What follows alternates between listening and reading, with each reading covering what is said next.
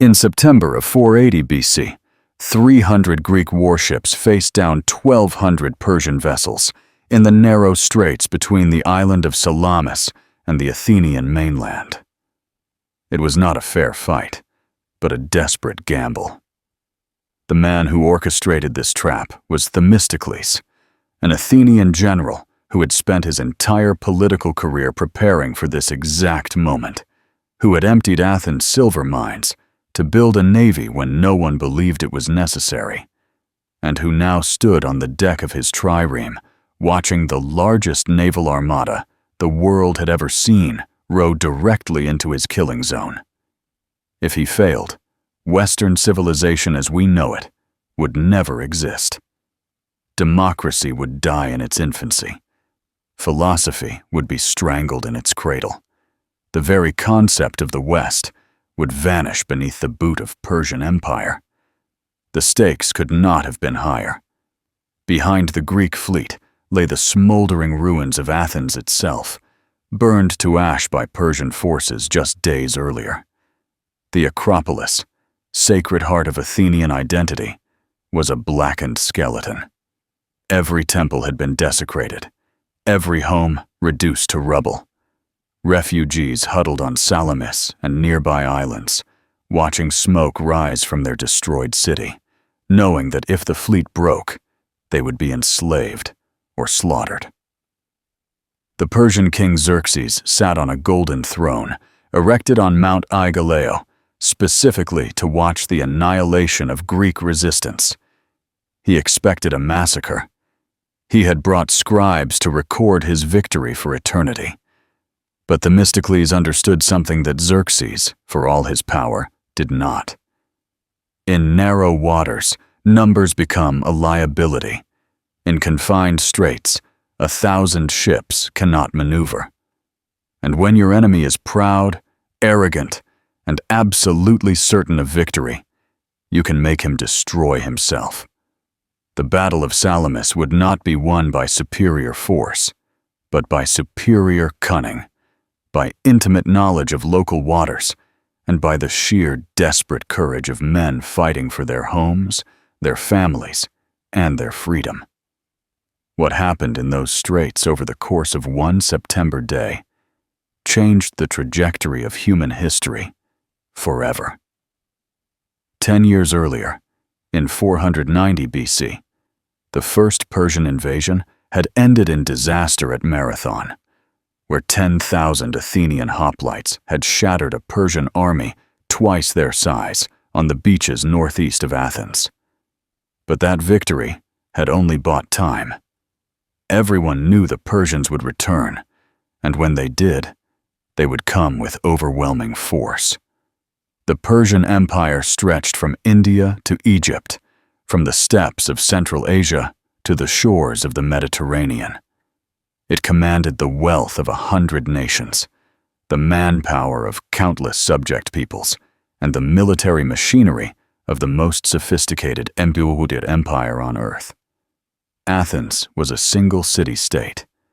All of Greece combined had perhaps 3 million people. The Persian Empire ruled 50 million. Themistocles had seen the future in that disparity, and it terrified him. He was not from Athens' old aristocracy. His father was a modest citizen, his mother possibly a foreigner. He had clawed his way up through Athens' democratic institutions by sheer political brilliance, making alliances, breaking rivals, and convincing the assembly of things they did not want to believe. When Athens discovered a massive new silver vein at Laurium in 483 BC, the assembly wanted to distribute the windfall equally among citizens, giving each man perhaps 10 drachmas. Themistocles stood before them and painted a different picture. Persian vengeance coming, Persian ships darkening the horizon, Persian soldiers burning their homes. He convinced them to spend every ounce of that silver-building warships. 200 triremes, the most advanced warships of the age, each requiring 200 rowers and costing a talent of silver to build and maintain. The trireme was a marvel of engineering, a narrow wooden hull 100 feet long and just 18 feet wide, powered by 3 banks of oars and capable of ramming enemy vessels with a bronze-sheathed ram at the waterline. Fast, maneuverable, deadly in skilled hands, but requiring constant maintenance and trained crews. Athens became a naval power overnight, but it was a gamble. If the Persians did not come by sea, or if they came too soon, the investment would be wasted. Themistocles' political enemies accused him of fear-mongering, of militarizing Athens unnecessarily, of turning citizen farmers into sailor slaves. But Themistocles never wavered. He knew war was coming. In 481 BC, Persian scouts appeared in Greece. Xerxes, son of Darius, who had been defeated at Marathon, was gathering the greatest invasion force ever assembled. Persian heralds traveled to Greek city-states, demanding earth and water, the traditional symbols of submission. Many cities gave them. Thebes submitted. Argos stayed neutral. Even some northern Greek states, seeing the futility of resistance, bent the knee. But Athens and Sparta refused, and in that refusal, they became the twin pillars of Greek resistance. Sparta would provide the finest heavy infantry in the world. Athens would provide the fleet that Themistocles had built. By the spring of 480 BC, Xerxes was on the march. Ancient sources, prone to exaggeration, claimed his army numbered 5 million. Modern historians estimate between 200,000 and 300,000 soldiers, supported by a naval fleet of perhaps 1,200 warships, mostly Phoenician, Egyptian, and Ionian Greek vessels crewed by subject peoples of the empire. Even the conservative estimates were staggering. No Greek army could face such numbers in open battle and survive. The only hope was to fight in places where geography neutralized Persian advantages: narrow mountain passes on land, confined straits at sea. The Greeks chose Thermopylae, a narrow coastal pass in central Greece, barely wide enough for a cart, where a small force could hold back an army. King Leonidas of Sparta led 300 Spartan warriors and perhaps 7,000 allied Greeks to block the pass, while the Greek fleet, numbering around 380 ships, positioned itself at Artemisium to prevent the Persian navy from outflanking them by sea. For 3 days the Greeks held. Persian infantry hurled themselves against Spartan shields and died in heaps. Xerxes watched in frustration as his elite immortals, 10,000 strong and supposedly unbeatable, broke against the Greek phalanx like waves against rocks.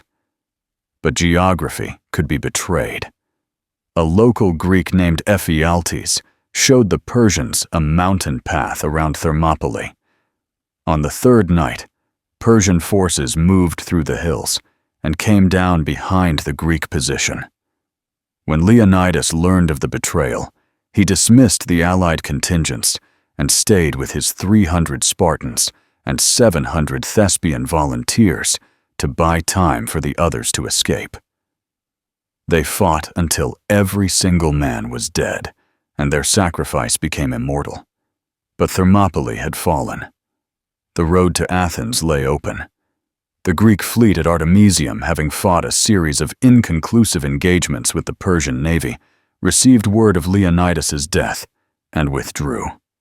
There was no point holding the coast if the land route was compromised. They sailed south, hugging the coastline, racing to reach Athens before the Persian army arrived overland. Themistocles commanded the Athenian contingent, nearly 200 ships, more than half the total Greek fleet. As they sailed, he made a decision that would haunt him for the rest of his life, but would save Greece. Athens must be evacuated and abandoned to the Persians. The assembly at Athens erupted in fury when he proposed it. Abandon the city?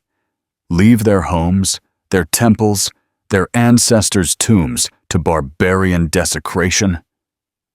It was unthinkable, but Themistocles was relentless.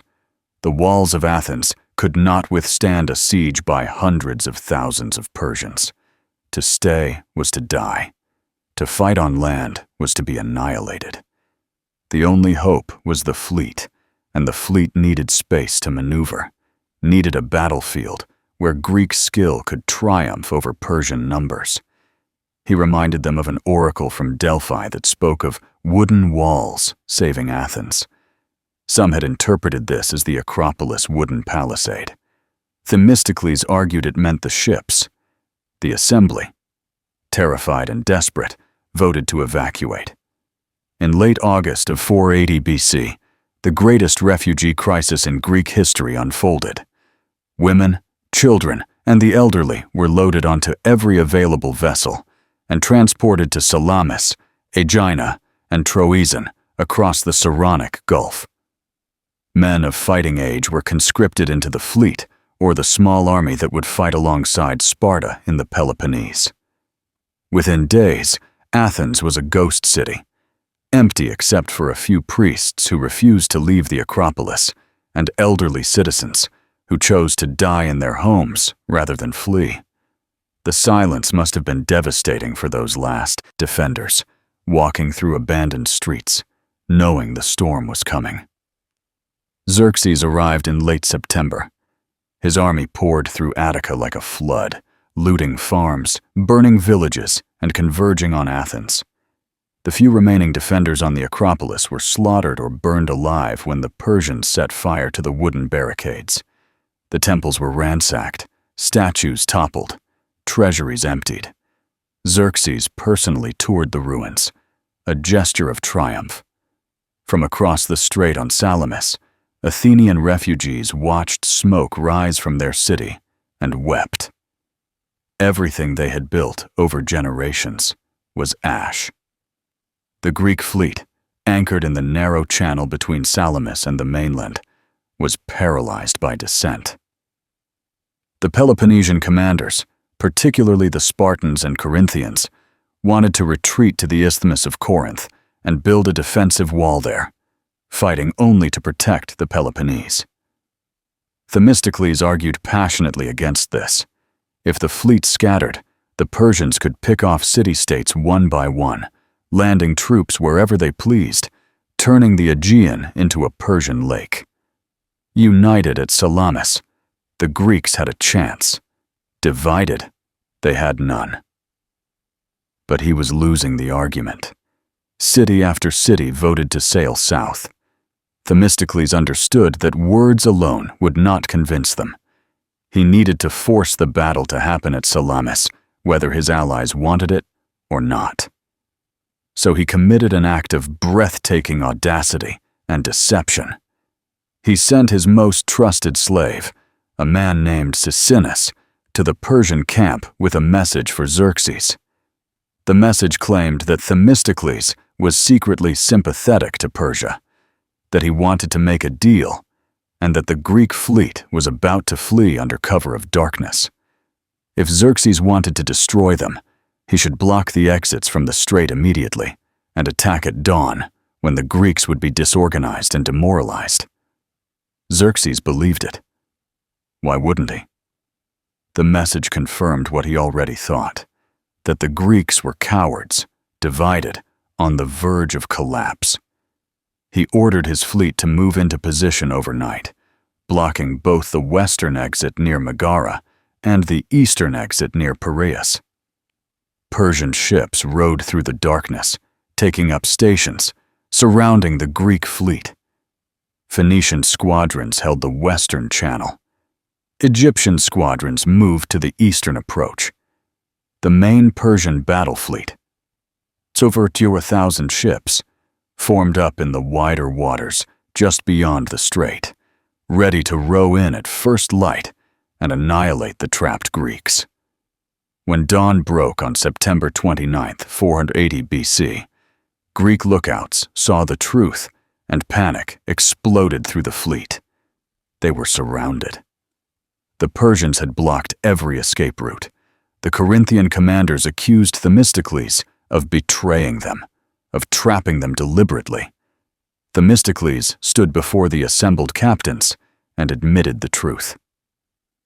Yes, he had sent the message. Yes, he had forced this confrontation, because if they fled, they would die scattered and defeated. If they fought here, in these narrow waters where they had trained, they had a chance. Not a good chance, but the only chance. He reminded them that their families were on Salamis, just behind them. If the fleet broke, the island would be overrun in hours. There was no retreat. There was only victory or annihilation. The Greek commanders had no choice now. They would fight. But they fought with rage in their hearts, rage at Themistocles for his deception, rage at the Persians for burning Athens, rage at the gods for putting them in this impossible position. 380 Greek triremes prepared for battle against a Persian fleet more than 3 times their size. The odds were catastrophic, but Themistocles had chosen the battlefield perfectly. The Strait of Salamis, at its narrowest point, was less than 2 kilometers wide. The Persians could not deploy their entire fleet at once. They would have to come through in waves, and in the confined waters, their superior numbers would work against them. Xerxes himself took position on Mount Aigaleo, a throne erected on the slopes so he could watch the battle unfold below. Scribes sat ready to record which captains fought bravely and which showed cowardice, for the King of Kings rewarded valor and punished failure. His presence was meant to inspire his fleet, but it also meant that any captain who fled would be identified and executed. The Persians had no choice but to attack with maximum aggression, regardless of tactical sense. The Greek fleet formed up in a crescent, anchored at both ends near the shoreline of Salamis, the wings curving forward to create a concave formation. The Athenian squadron, nearly 200 ships, held the left wing near the town of Salamis. The Spartans, Corinthians, and Aeginetans held the center and right. Themistocles commanded from his flagship, a heavy trireme with picked rowers and marines. He had argued for years for this moment, had bankrupted Athens to build this fleet, had evacuated an entire city, and now he would either be vindicated or die in the attempt. The Persian fleet began moving into the strait in the early morning. Phoenician squadrons led the way, their crews the most experienced sailors in the Persian navy, their ships sleek and fast. Behind them came Ionian Greeks, subjects of Persia, many of whom had relatives fighting on the other side, and whose loyalty was questionable at best. Egyptian squadrons followed, and then wave after wave of ships from across the empire. Cilicians, Cypriots, Carians, Lycians. The diversity was staggering, a floating representation of Persian imperial power. But as they entered the narrow strait, problems immediately emerged. The Persian ships, designed for open water maneuverability, struggled in the confined space. Ships collided with each other trying to maintain formation. The current and morning wind pushed them toward the Greek line faster than intended, disrupting their approach. And Themistocles had given strict orders to his captains. Wait. Let them come into the narrows. Let them pack together. Then, strike. The Greeks held position, oars barely moving, letting the Persians advance until the strait was choked with enemy ships, packed hull to hull with no room to maneuver. From his throne on the mountain, Xerxes must have felt a moment of unease watching his magnificent fleet compress into a chaotic mass. But it was too late to stop. The momentum of 1,200 ships entering a narrow channel could not be reversed. Then, Themistocles gave the signal. A trumpet blared across the water. The Greek ships surged forward. What followed was not a battle of elegant maneuvers, but a brutal grinding collision of wood, bronze, and flesh. Greek triremes, built heavier and more solidly than their Persian counterparts, rammed into the packed enemy fleet with devastating effect. Bronze rams punched through hull planks below the waterline, splintering wood, opening massive holes through which seawater poured. Ships that were rammed began sinking immediately, their crews spilling into the water, thrashing in armor and robes that dragged them under. The Greeks had trained for years in these waters. Their rowers knew every current and eddy, and they exploited that knowledge with ruthless efficiency. The Phoenician squadrons, trapped at the front of the Persian formation with nowhere to retreat, fought desperately. Ship after ship collided, rams striking shields, striking oars in a chaos of noise and violence. Greek marines, armed with spears and swords, leaped onto damaged Persian vessels and butchered the crews. Arrows flew in both directions, some finding flesh, most splashing uselessly into the water. The sea began to turn red with blood, littered with debris, corpses, and struggling survivors who would drown within minutes. On the Persian side, the sheer number of ships became a catastrophe. Ships in the rear, unable to see what was happening ahead, continued rowing forward, pushing their own front ranks deeper into the Greek killing zone. When captains tried to turn around, they collided with ships behind them. When they tried to fight, they found themselves boxed in by friendly vessels, unable to maneuver, their rams useless, their superior numbers turned into a liability. Panic began to spread. Some Ionian captains, fighting half-heartedly against fellow Greeks, deliberately rammed Persian ships or simply stopped rowing. Artemisia, the queen of Halicarnassus and one of Xerxes' most trusted naval commanders, found herself trapped in the chaos and made a brutal decision to survive. When a Persian ship blocked her escape route, she rammed it herself, sinking it and killing the crew, then flew friendly signals to confuse pursuing Greeks into thinking she was Persian nobility fleeing the battle rather than a Greek defector. Xerxes, watching from the mountain and unable to identify individual ships lurely through the smoke and confusion, saw her aggressive ramming and supposedly exclaimed, "My men have become women, and my women have become men." He thought she had sunk a Greek ship and praised her courage, never knowing she had murdered his own allies to save herself. The fighting raged for hours, the narrow strait becoming a nightmarish graveyard of shattered ships and drowning men. The Greeks, fighting with the fury of men defending their families, showed no mercy. Persians who made it to shore on Salamis were hunted down and killed by Greek infantry. Those who tried to swim to the mainland faced a longer crossing and drowned in exhaustion. The water was so thick with bodies that ships struggled to row through the debris. The sounds were overwhelming: crashing wood, screaming men, the crack of breaking oars, the splash of capsizing hulls. By midday, the Persian fleet was in full retreat. The ships at the rear, seeing the carnage ahead and hearing the screams, simply turned around and fled back toward Phaleron Bay, where the main Persian anchorage was located.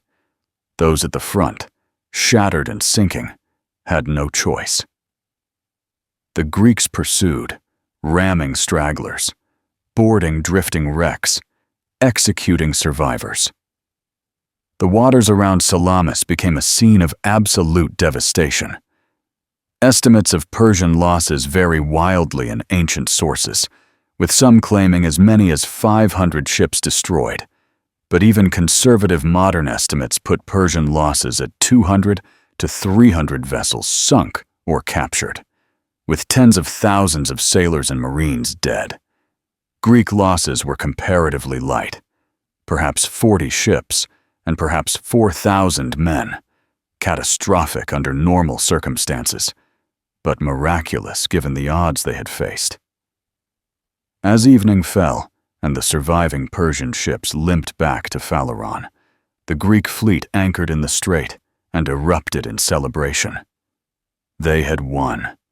Against impossible odds, outnumbered 4-1, they had shattered the Persian navy and saved Greece. On Salamis Island, refugees who had watched the battle from the hills wept with relief and joy. Their city was destroyed, but they were alive, and the fleet that protected them was intact. On Mount Aigaleo, Xerxes sat in silent fury. He had witnessed his invincible navy humiliated by a handful of Greek ships commanded by a commoner from Athens. The scribes who had been meant to record Persian valor had instead recorded a disaster. But the war was not over. Xerxes still had the largest army on earth camped in Attica. He still controlled Athens. He could still burn all of Greece if he chose. The question now was whether he would stay and continue the campaign or retreat to Persia and regroup. Themistocles, understanding Persian psychology, ensured that Xerxes made the right decision. He sent another message through Sisinus, claiming that the Greeks were planning to sail to the Hellespont and destroy the pontoon bridges Xerxes had built to cross from Asia to Europe, which would trap the Persian army in Greece over winter with supply lines cut. Xerxes panicked. If the bridges were destroyed, his escape route was gone, and feeding hundreds of thousands of soldiers through a Greek winter without naval support would be impossible. Within days of the battle, he made his decision. He would leave. Not a full retreat, but a strategic withdrawal. He would take the bulk of his army back to Persia, leaving behind a powerful force under his general Mardonius to winter in Thessaly and resume the campaign in spring. The navy, shattered and demoralized, would escort the king home and then disperse. The sight of the Persian army marching north out of Attica was almost as shocking as the battle itself. For weeks they had seemed invincible, an unstoppable tide of empire. Now they were retreating, their king fleeing back to Persia after a single naval defeat. The Greeks did not pursue. They did not have the strength. But they understood what had happened. The Persian invasion had been broken. Not destroyed, but broken. The momentum was gone. The aura of inevitability was shattered. The following spring, in 479 BC, Mardonius would lead the remaining Persian army to one final confrontation at Plataea, where a combined Greek force would annihilate them in a battle that ended Persian ambitions in Greece forever. But Plataea was only possible because of Salamis. If the Greek fleet had been destroyed, if Xerxes had kept his entire army in Greece, if the Athenians had stayed to defend their city instead of evacuating, the war would have ended differently. Western civilization as we understand it, the legacy of Greek philosophy, democracy, art, and literature, would have been absorbed into the Persian Empire and transformed beyond recognition. Themistocles became the hero of Greece, though his political enemies in Athens never forgave him for evacuating the city or for his arrogance in claiming credit for the victory. Within a decade, they would ostracize him, exile him from Athens through democratic vote, and force him into a bitter wandering that would end, ironically, in Persia, where he lived out his final years under the protection of the very empire he had defeated. But in the immediate aftermath of Salamis, he was untouchable, the man who had saved Greece. The battle's influence rippled through history in ways the combatants could never have imagined. Greek city-states, having witnessed the power of unity against overwhelming odds, would remain independent for another century and a half, producing Socrates, Plato, Aristotle, the great playwrights, the foundations of Western thought. Democracy survived in Athens and spread. The concept of citizen soldiers defending their homes against tyranny became embedded in Western political philosophy.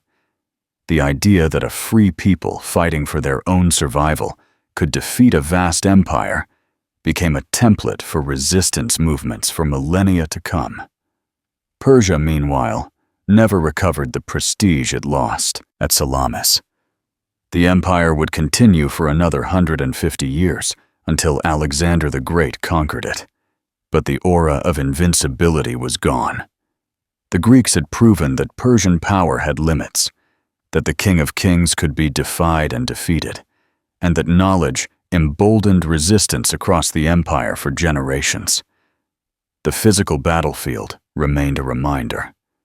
The straits between Salamis and Piraeus, where tourists now take ferries to the island, were once choked with wreckage for years after the battle. Broken trireme hulls washed up on beaches. Bronze rams were salvaged and melted down. Bones of Persian sailors were found in the shallows for decades. The Athenians eventually returned to their burned city and rebuilt, using rubble from Persian destruction as fill for new foundations, literally building their new democracy on the ruins of Persian aggression. The lessons of Salamis transcend the specific tactical details. Themistocles' genius was not in superior ships or better weapons, but in understanding that geography, psychology, and deception could multiply the effectiveness of a smaller force. He chose a battlefield that negated enemy advantages. He manipulated enemy pride to force them into a trap. He understood that unity, even forced unity, was essential against a greater power, and perhaps most importantly, he was willing to sacrifice everything, even his own city, to achieve strategic victory. The Battle of Salamis proved that numbers alone do not determine victory, that creativity and courage can overcome material disadvantage, and that sometimes the willingness to risk total annihilation is the only path to survival. The 300 Greek ships that faced 1,200 Persian vessels did not just win a naval battle.